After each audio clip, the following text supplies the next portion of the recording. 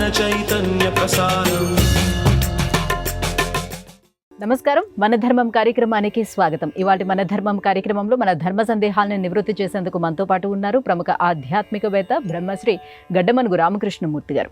గురుగారు నమస్కారం. ఓం శ్రీమాత్రే నమః.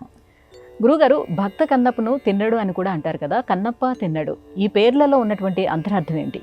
నీలం నాద నిషాద రాజతనయం శంభుప్రియం శాంభవీం శైవారాధన తత్పరం కృసుమదుక్షీర్షం ధనుర్భూషణాం పాణి సంయుత తూణిమాయుధరం వాఘ్రాజినాలంకృతం వందే స్వర్ణముఖీ తటే గిరివరే శ్రీకాళహస్తీశ్వరే.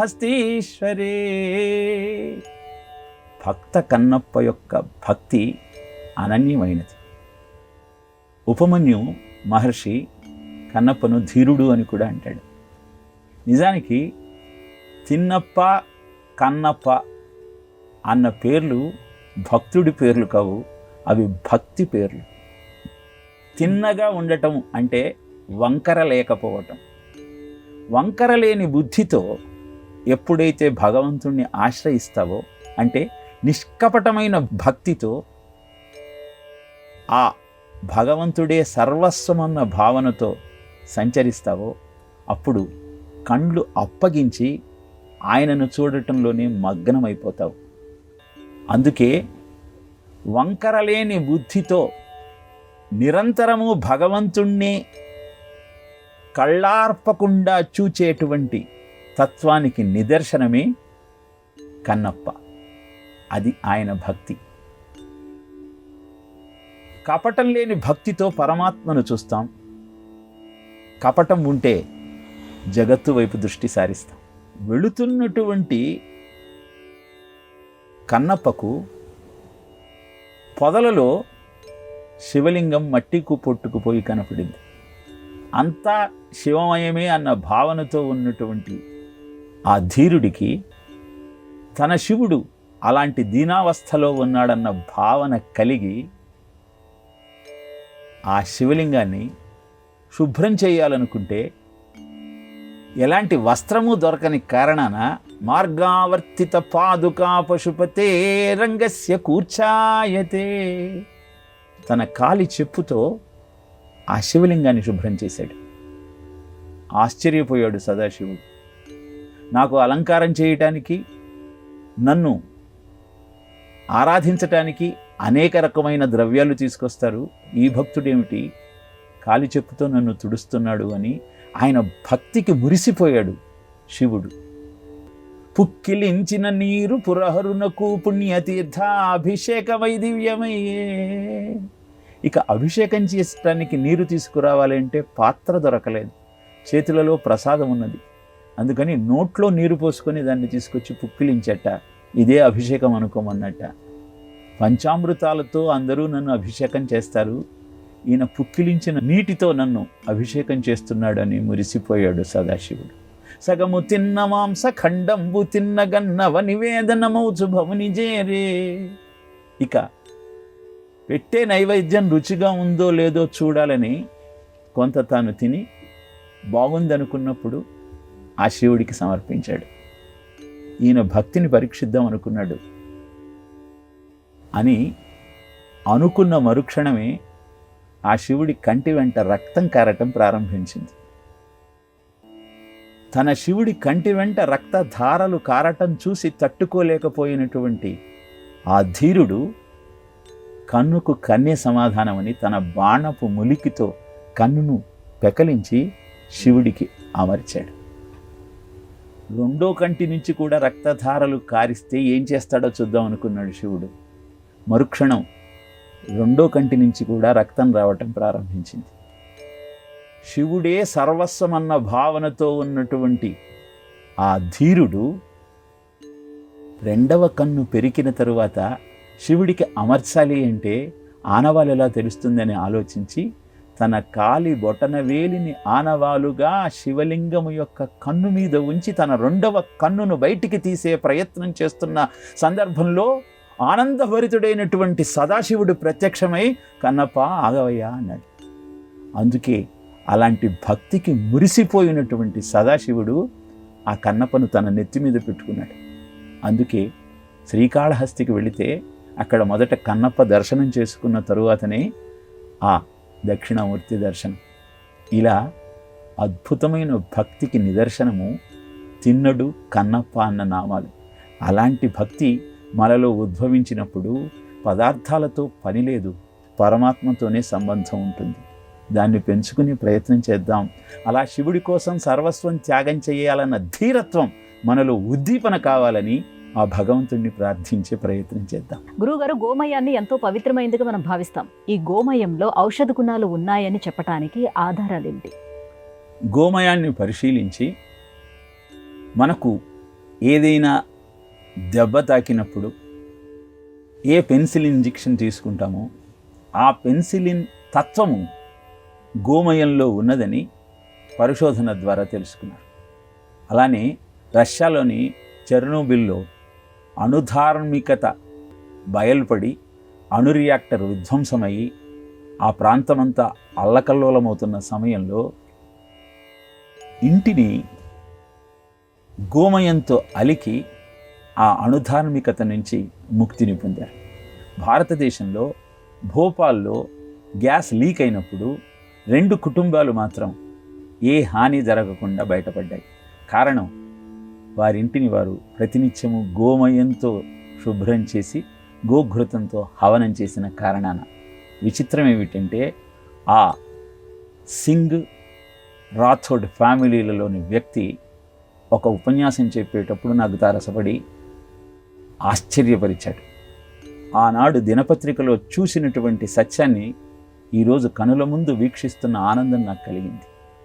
అంతేకాదు, స్పేస్లోకి పంపించేటువంటి వాహనానికి గోమయాన్ని పూతగా పూస్తారన్న విషయం తెలిసి ఆశ్చర్యపోయి. అందుకే యశోద కూడా బాలకృష్ణుడు పూతన స్తన్యాన్ని స్వీకరించిన తర్వాత విషప్రభావం ఏమన్నా సోకుతుందేమో అని నేలంగూలిన దాని పెన్నురమిపై నిర్భీతి క్రీడించు ఓ బాలారమ్మని సంస్పర్శించి యూరార్చుచున్ గోలాంగూలము దిప్పి గోవు రజమున్ గోమూత్రముంజల్లి తద్బాలాంగంబుల గోమయం వలదిదా 12 నామంబులన్. ఆ విషయాన్నంతా హరించటం కోసం గోమయం ఒక్కటే మార్గం అని చెప్పి ఆ గోమయాన్ని బాలకృష్ణుడు వంటినంతా పులిమిందిట. ఓం కేశవాయ నమః, నారాయణాయ నమః, గోవిందాయ నమః, మధుసూదనాయ నమః అన్న 12 నామాలు ఉచ్చరిస్తూ గోమయాన్ని బాలకృష్ణుని ఒంటి మీద పులిమి అప్పుడు సంతోషించిందిట.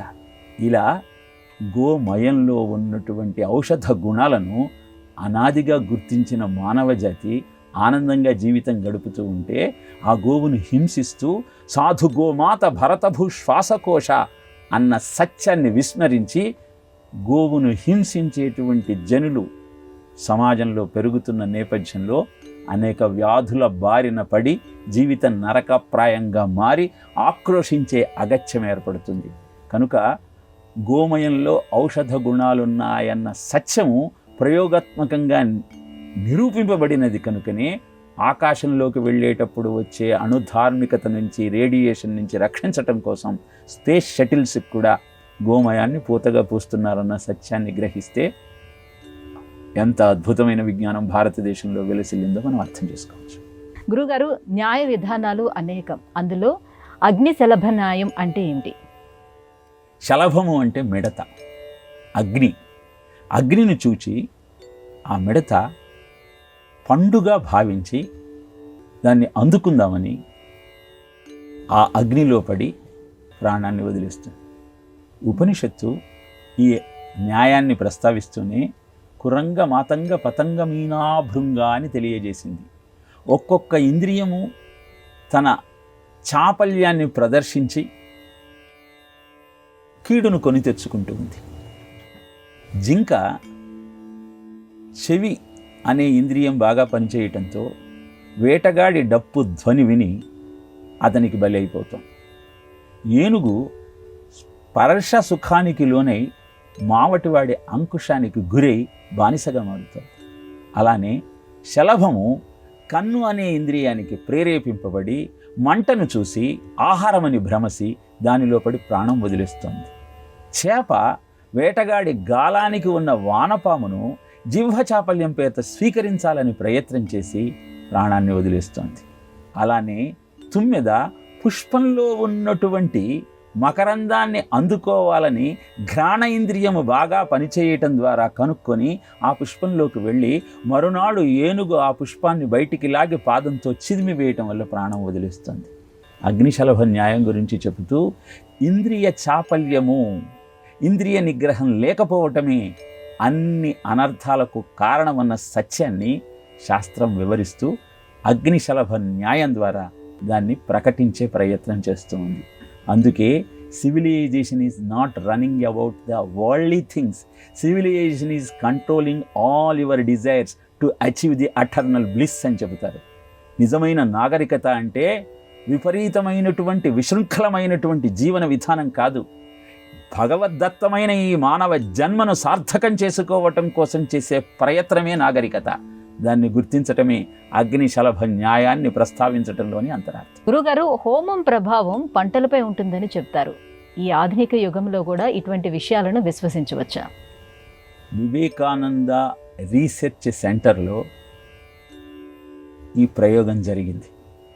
వరి వంగడాలను 4 గదులలో ఉంచారు. ఒక గదిలో సామాన్యమైనటువంటి పరిస్థితులు, ఒక గదిలో అగ్ని, ఒక గదిలో మంత్రోచ్చారణ, 4వ గదిలో అగ్ని కార్యంతో మంత్రోచ్చారణ జరుపుతూ 15 రోజుల పాటు 3 కాలాలలో వర్షాకాలము, ఎండాకాలము, చలికాలము ఈ ప్రయోగాన్ని చేసిన తరువాత ఆ వంగడాలన్నింటినీ, ఆ విత్తనాలన్నింటినీ పరిశీలించారు. హోమము వలన అగ్నిని మంత్రోచ్చారణ ద్వారా చేయటం వలన అద్భుతమైన వృద్ధి పంటల మీద ఉంటుందన్న సత్యాన్ని గుర్తించారు. అన్నాద్భవంతి భూతాని పర్జన్యాదన్న సంభవ, యజ్ఞాద్భవతి పర్జన్యో యజ్ఞ కర్మ సముద్భవం, కర్మ బ్రహ్మోద్భవం విద్ధి బ్రహ్మాక్షర సముద్భవం, తస్మా సర్వగతం బ్రహ్మ నిత్యం యజ్ఞే ప్రతిష్ఠితం. భగవద్గీత 3వ అధ్యాయంలో ఈ సత్యాన్ని స్పష్టంగా తెలియజేశారు. ప్రాణులన్నింటికీ అన్నం ఆహారం. ఆ అన్నము కావాలి అంటే మేఘం వర్షించాలి, మేఘం వర్షించాలి అంటే యజ్ఞం చేయాలి, యజ్ఞం చేయాలి అంటే మంత్రాలు కావాలి, మంత్రం కావాలి అంటే వేదం కావాలి, వేదం అంటే పరమాత్మయే.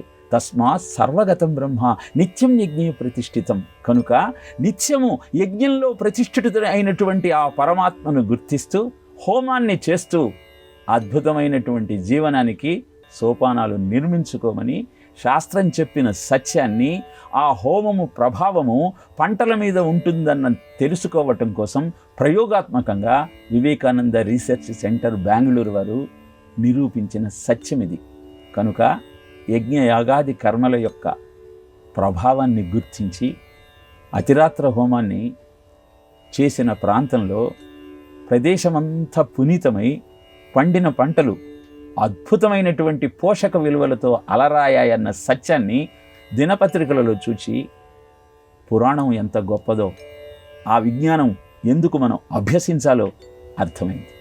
కనుక హోమం ద్వారా పంటల యొక్క పోషక విలువలను, వృద్ధిని నియంత్రించవన్న సత్యాన్ని ప్రయోగాత్మకంగా నిరూపించి మరి మనం తెలుసుకోగలం. గురువుగారు, బ్రహ్మదేవుడు మన్మధుడిని సృష్టించాడు, కానీ అదే బ్రహ్మదేవుడు మన్మధుడిని ఎందుకు శపించాడు?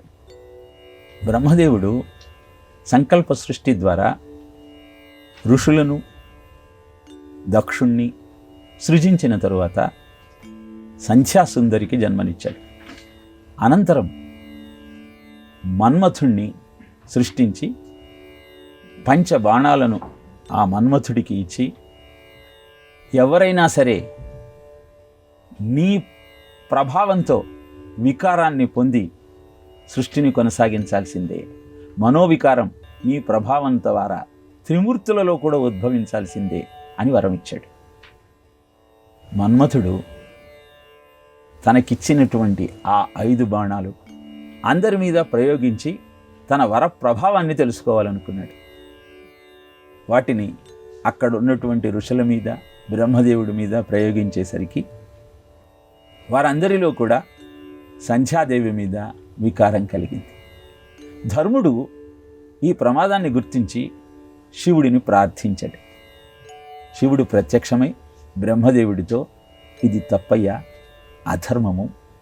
నువ్వు సృష్టించిన సుందరి సంధ్య ఆమె పునీతంగా తన అద్భుతమైన జీవనాన్ని గడుపుతూ అందరికీ మార్గదర్శకం చేయాలి, ఇలాంటి ఆలోచనకు స్వస్తి చెప్పు అని బ్రహ్మదేవుణ్ణి మందలించాడు. అనంతరం అంతర్ధానమయ్యాడు. బ్రహ్మకు చాలా బాధ కలిగింది. అవమానం కలిగినటువంటి దుఃఖాన్ని భరించలేకపోయాడు. ఈ అవమానానికి కారణమేమని ఆలోచించాడు. కళ్ళ ముందు మన్మథుడు కనపడ్డాడు. వెంటనే, ఇంత అవమానానికి నీవే కారణము, నువ్వు ప్రయోగించిన బాణముల వల్లనే మా అందరిలో వికారం కలిగింది కనుక నీవు ఆ శివుడి యొక్క కంటి చూపుకు గురి అయి దగ్ధమైపోదువుగాక అంటూ శపించాడు. అనంతరం మన్మథుడొచ్చి బ్రహ్మదేవుడితో, విధాత, నువ్విచ్చిన వరం పరీక్షించిన మీదట ఇలా నన్ను శపించటం నీకు భావ్యమా అని అభ్యర్థన చేశాడు. అప్పుడు బ్రహ్మదేవుడు, క్షణికావేశంలో నిన్ను నేను శపించిన మాట వాస్తవమే అయినా నువ్వు ప్రద్యుమ్నుడిగా మళ్ళీ జన్మనెత్తుతావు, రతీదేవి నీ భార్య అవుతుంది, నువ్వు ఆమెకు మాత్రం కనపడుతూ ఉంటావు అని వరం ఇచ్చి అంతర్ధానమయ్యాడు. ఇలా బ్రహ్మదేవుడు తన సృష్టిని హేళన చేస్తూ తన ద్వారా సృష్టింపబడిన మన్మథుణ్ణి తానే శపించాడు. ఈ కథ చెప్పేటువంటి సత్యం ఏమిటి అంటే, ఎంత గొప్ప మేధావి అయినా తన ద్వారా సృజించబడినటువంటి వస్తువును సత్కర్మల కోసం ఉపయోగించకపోతే అది ప్రమాదహేతువుగా పరిణమిస్తుంది. ఈ సత్యాన్ని చరిత్రలో జరిగిన ఒక సంఘటన ద్వారా మనం గుర్తించవచ్చు. నోబెల్ అనేటువంటి శాస్త్రవేత్త డైనమైట్ను కనుక్కున్నాడు. ఆ డైనమైట్ ద్వారా వినాశనం జరగటం చూసి నా ప్రయోగము ఇంత వినాశనానికి హేతవుతుందని నోబెల్ ప్రైజ్ను ప్రకటించాడు. శాంతి ఒక్కటే సామరస్య భావనను ఉత్పన్నం చేయగలిగిన సాధనమని ప్రపంచానికి తెలియచేయటం కోసం తాను ఆర్జించిన ధనాన్నంతా ఆ సంస్థకు ఇచ్చి శాంతిని పొందే ప్రయత్నం చేశాడు. ఇదే మన్మథుణ్ణి బ్రహ్మదేవుడు శపించటంలోని ఆంతర్యం. గురువుగారు, మానవులు ప్రశాంతమైన జీవనాన్ని గడపటానికి ఎలాంటి సాధన చేయమని భగవద్గీత తెలియజేసింది? దుఃఖేష్వనుద్విగ్న మనాః సుఖేషు విగత స్పృహః వీతరాగ భయ క్రోధః స్థితధీర్మునిరుచ్యతే. మనకు ప్రశాంతత దెబ్బతినటానికి కారణం ఏమిటి అంటే కోపము, భయము. ఇవి ఎప్పుడు ఉత్పన్నమవుతాయి అంటే the desire to achieve something, the fear of becoming nothing. ఏదో సాధించాలన్న తాపత్రయంతో, అది సాధించకపోతే జీవితం వృధా అవుతున్న భావనతో జీవితాన్ని గడిపితే అది నీకు అశాంతిని కలుగజేస్తుంది. దాని నుంచి బయటపడాలి అంటే ఆ కోరికలకు స్వస్తి చెప్పాలి. దుఃఖంలో కుంగిపోకుండా, సుఖంలో పొంగిపోకుండా, ప్రతిదీ ఆ భగవంతుని ప్రసాదమే అన్న భావనతో మనం మన జీవితాన్ని గడిపితే మన ప్రశాంతతకు ఎలాంటి హాని కలుగదు. లేనివన్నింటినీ కావాలనుకుంటూ వాటి కోసం తాపత్రయపడేటువంటి ఆలోచన మనకు అశాంతిని కలుగజేస్తుంది. గద్ద ఒకటి ఒక చేపను నోటకరుచుకొని ఆకాశంలో వెళుతూ ఉంది.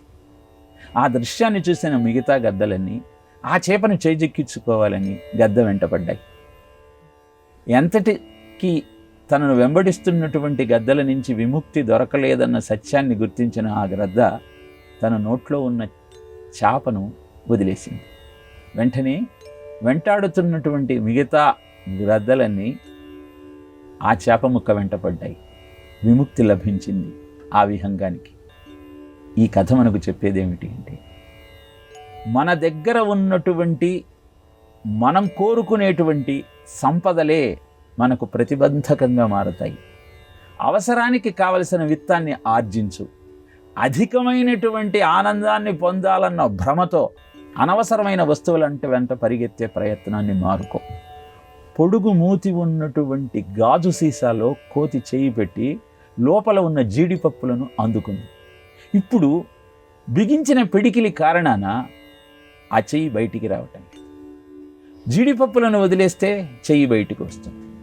అలా బాధ లేకుండా భవ్యమైన జీవితాన్ని అందుకోవాలి అంటే భగవద్గీత తెలియజేసిన సత్యము కుంగిపోకుండా పొంగిపోకుండా జీవితాన్ని భగవదర్పణ భావంతో కొనసాగించే ప్రయత్నం చెయ్యి.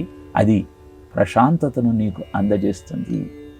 ఆ సత్యాన్ని మనం గుర్తించగలిగితే జీవన పోరాటాన్ని ఆరాటంతో కాకుండా అద్భుతమైన భగవద్భక్తితో అంతటా భగవంతుణ్ణే చూస్తున్నటువంటి భావనతో కొనసాగించే ప్రయత్నం చేస్తాం. గురుగారు, దారిద్ర్య దుఃఖ దహన స్తోత్రం ఎవరు రచించారు? దీనికి ఉన్నటువంటి ప్రత్యేకత ఏమిటి? దారిద్ర్య దుఃఖ దహన స్తోత్రాన్ని వశిష్ఠుల వారు మనకు అందించారు. శీఘ్రంగా సంపత్కరం శీఘ్రంగా సంపదలన్నింటినీ పొందాలి అంటే ఈ స్తోత్రాన్ని పారాయణ చెయ్యాలి. శుభదం కామదం, శుభాలను కోరిన కోరికలను తీర్చే అద్భుతమైన స్తోత్రం దారిద్ర్య దుఃఖ దహన స్తోత్రం. ఈ స్తోత్రానికి ఆ ప్రత్యేకత ఎలా వచ్చింది అంటే విశ్వేశ్వరాయ నరకార్ణవతారణాయ కర్ణామృతాయ శశిశేఖరధారణాయ కస్తూరికాంతి ధవళాయ జటాధరాయ దారిద్ర్య దుఃఖ దహనాయ నమః శివాయ. విశ్వేశ్వరాయ, ఆయన విశ్వేశ్వరుడు. విశ్వేశ్వరుని ప్రత్యేకత ఏమిటి అంటే కోరిన కోరికలన్నీ తీరుస్తాడు, కానీ తప్పు చేస్తే నిన్ను దండించే ఆలోచన ఆయన చెయ్యడు. ఆ బాధ్యతను కాలభైరవుడికి ఇస్తాడు. కాబట్టి కాశీలో తప్పు చేస్తే దండన విధించేది కాలభైరవుడు, విశ్వేశ్వరుడు కాదు. ఈ సత్యం మనకేం చెబుతోందంటే అడిగిన వారికి నీకు చేతనైనంత ఇచ్చే ప్రయత్నం చెయ్యి. అంతేగాని వారి మీద కక్ష శిక్షల భావనతో జీవితాన్ని అస్తవ్యస్తం చేసుకో. అలా చేస్తే ఏమవుతుంది? నరకార్ణవతారణాయ, నరకంలోకి ప్రవేశించే అగత్యమే ఏర్పడదు. కర్ణామృతాయ శశిశేఖర ధారణాయ, కర్ణామృతాయ, వింటున్నా కొద్దీ ఇంకా ఇంకా వినాలనిపించే ఆ శివనామాన్ని జపిస్తూ శశిశేఖర ధారణాయ, చంద్రుణ్ణి ఆయన నెత్తి మీద ధరించటంలోని ఆంతర్యం ఏమిటి అంటే సమాజంలో సంచరించేటప్పుడు ప్రతివాడిలో మంచి చెడులు ఉంటాయి. వాడిలో ఉన్న చెడుని గరళంలా గొంతులో పెట్టుకో, మంచిని చంద్రుని వెన్నెలలాగా నలుగురికి చూపించినట్టయితే అప్పుడు ధవళ కాంతితో కర్పూర నీరాజనాలతో వెలుగొందుతావయ్యా. అది జటాధరాయ, అన్ని పాపాలను పోగొట్టేటువంటి గంగను తన జటాజుటంలో బిగించినటువంటి శివతత్వము నీకు అర్థమయ్యి పాపాలన్నీ ప్రక్షాళనయ్యి నీ దరిద్రం అంతమవుతుంది. అందుకే వశిష్ఠుడు రచించినటువంటి ఈ స్తోత్రము మనిషిలో ఉన్నటువంటి దరిద్రపు ఆలోచనలన్నీ అంతం చేసి అద్భుతమైన సంపదను సుఖాన్ని నీకు అందిస్తుంది. అదే దారిద్ర్య దుఃఖ దహన స్తోత్రం యొక్క అంతరార్థం. వశిష్ఠ అన్న శబ్దానికే కామేచ క్రోధేచ వశే తిష్టతి ఇది వశిష్ఠ అని, కామాన్ని క్రోధాన్ని తన ఆధీనంలో ఉంచుకుని జీవనాన్ని గడిపేటువంటి మహర్షి వశిష్ఠుడు. ఆయన అందించిన స్తోత్రమే ఈ దారిద్ర్య దుఃఖ దహన స్తోత్రం. గురుగారు, ఇవాటి మన ధర్మము కార్యక్రమంలో మాకు వచ్చినటువంటి ధర్మ సందేహాలన్నీ కూడా నివృత్తి చేసినందుకు ధన్యవాదాలండి. కృష్ణార్పణం.